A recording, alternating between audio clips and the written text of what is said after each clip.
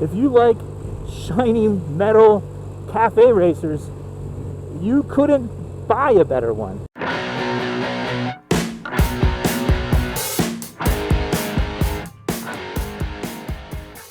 Hello, Dylan from Throttle Company here, where we do Moto motorcycles, of course. Royal Enfield, and there's a BSA over there, you gotta trust me, it's red. And we're gonna start doing BSA, but we also do vintage bikes, and we do consignment. So that's what we're doing here. This is part 2 of 3, this 3-part series, so the same owner owns all 3 of these bikes. And we are selling them for him.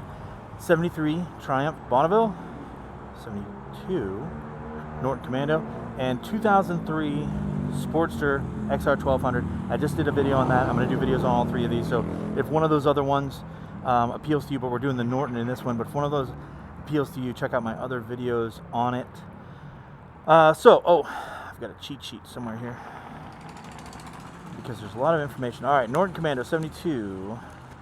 So hand-formed tank by Evan Wilcox. So right here, Evan Wilcox, you've got that on there. He's the Michael Jordan of metal forming, and I'm not just saying that, he really is. So these are made, this bike is sort of emulating another like cafe racer style. So, and those bikes also for like $25,000. So this is a heck of a deal on this one.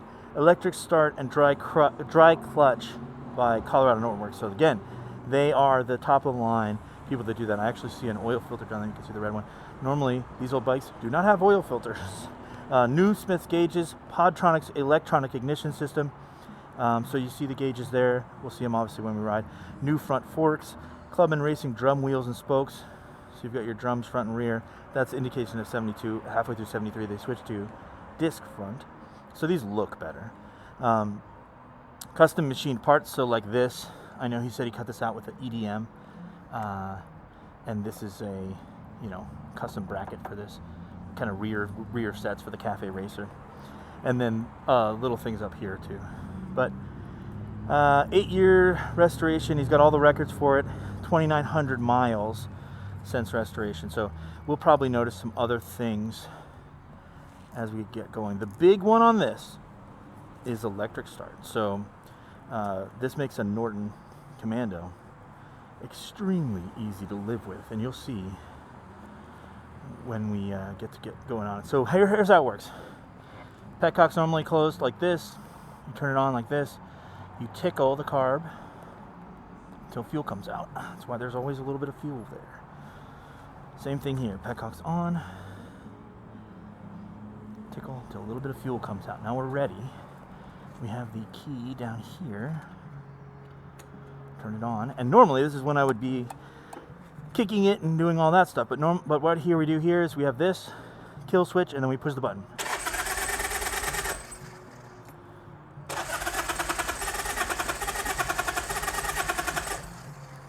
Do I have it in some weird setting?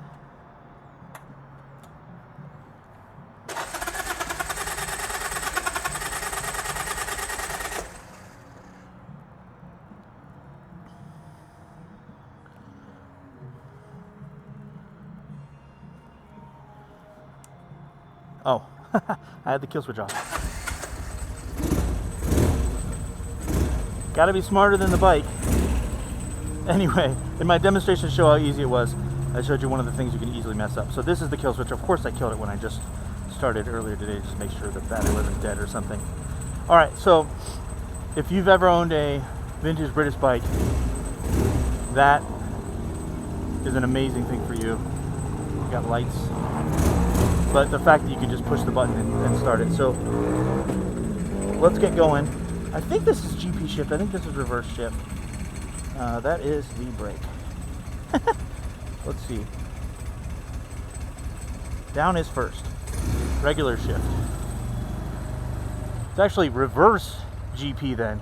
So it was originally up as first. And that's going to be very confusing. It was originally up as first. But now that the lever is flipped, it's normal shift pattern. Gosh, that's gonna do my head in, as the Brits would say, when I get to riding this thing on the street. But I'll do my best, everyone.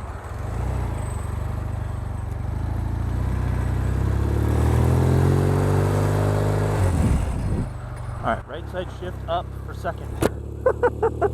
Alright, well this is as close as it gets to a modern Norton. Well, I guess Norton's coming back, and Norton has come back in the times, but I mean a modern version of a vintage Norton, or living with a Norton like it's a modern bike. Long tank, but Nortons are very long, Norton Commandos. And we have turn signals. Can you believe it? There are some years, I guess, that had turn signals on Nortons, but it feels like a lot of them don't. So, right side shift, that's your standard stuff for a vintage British bike. And of course, any Nortons. Norton went out of business in 1975 for all intents and purposes. And so, that was the last year. We have one in our shop, actually. And they actually added electric start in that last year.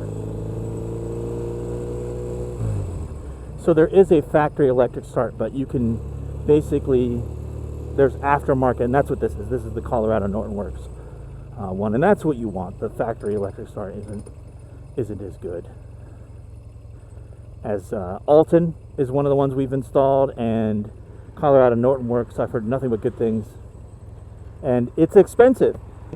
It's like $3,500 just for the parts. So you're talking about a bike like this. I think this is around $20,000 to buy, and so you're getting a $3,500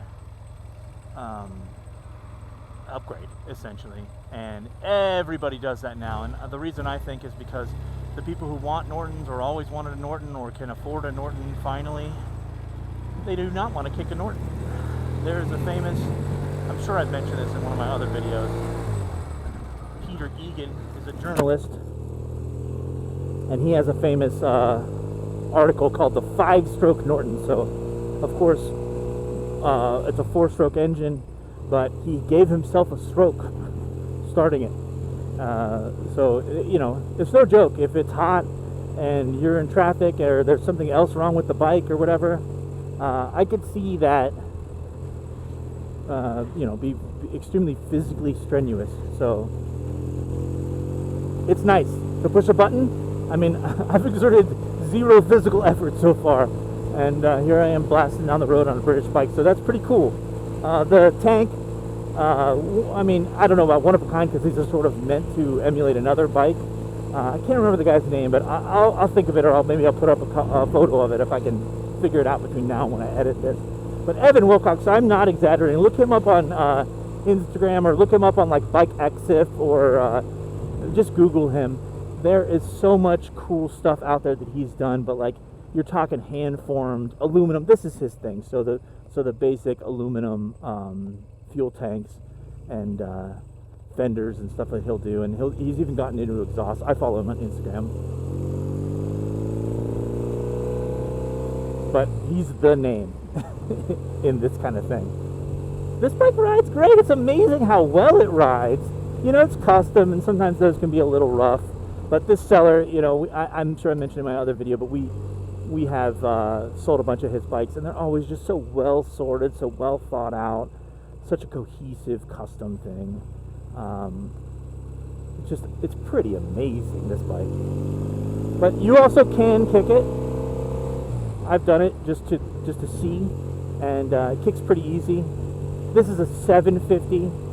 I don't know why he wrote 836 on there. Maybe that was when he did some service or something. But Norton's also come in 850 Commando varieties, and this is the 750. This is a really good year, 72. I also have another 72. Do we have two 72s in the shop? I have a older one that's a project, and then I also have a black one that's for sale. So if you want more of the traditional black one, we still have that one. But you got to kick it, and it has a Mikuni carb, a single carb. That's a common upgrade. This has the stock dual amyl carbs, which I really like.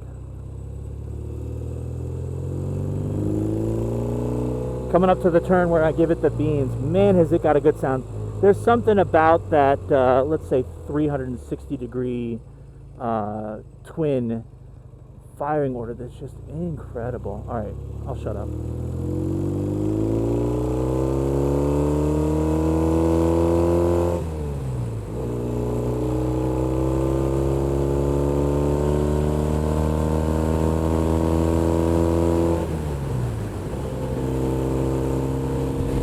That was fourth gear. These old British bikes, they don't, that's fourth gear. That's how they do it. 4 total gears. And man, is it smooth. You know, sometimes Nortons, or if things get worn out on a Commando, they have the rubber mounted engines and you get a lot of vibration, but you don't. And this thing really smoothed out there at the higher speed. It's clearly sort of built as a cafe racer, and it's meant to go fast. But it felt very comfortable and very stable. That's part of being long. You know, these Nortons Commandos are very long, and that contributes to your stability. Awesome bike. Drum brakes. They stop like drum brakes. They're fine. You got to use both of them though. Mirrors are great. They go with the bike really well. The riding position is awesome. You know, it's a little sporty, and I can kind of lean over and tuck in, but my handlebars aren't. I'm not reaching for them. The gauges work and look amazing, but the sound. I mean, this is how they sound, and it sounds true to it, and it's a really good example of one. I really like it. This is an awesome bike, and there's really nothing like this. You know, you're going to be the star of a bike night or bike show that you bring this thing to. I was just at a British bike show yesterday. Probably should have brought this down there, but I brought our new BSA, the 2025. I thought that would be fun. But man, this thing is it's like a new bike. It's pretty amazing.